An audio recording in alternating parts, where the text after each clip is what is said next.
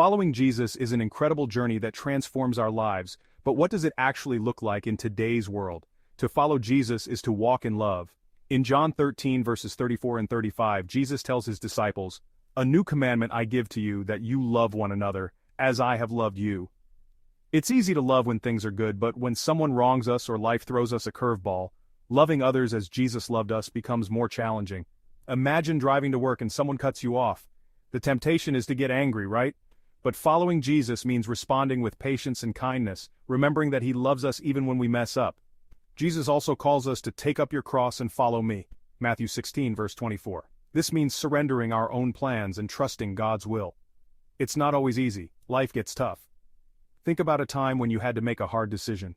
Maybe something you wanted didn't work out, but following Jesus means trusting that his plan is greater than our own, even when we don't understand it in the moment.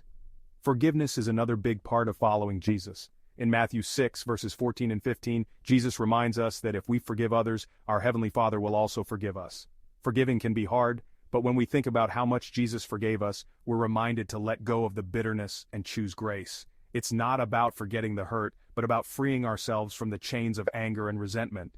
We often feel like we need to have it all together, but following Jesus is about relying on his strength, not our own. Philippians 4 verse 13 reminds us, "I can do all things through Christ, who strengthens me." When life feels overwhelming, whether it's balancing work, family, or even our own doubts, Jesus is there to carry the weight with us.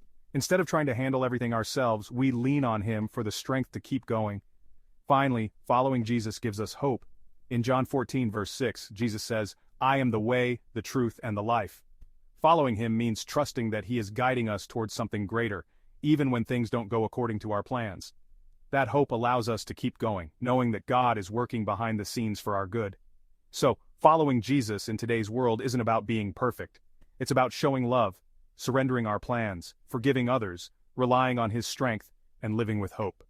It's a daily choice to walk in his footsteps, trusting that his way leads to true life.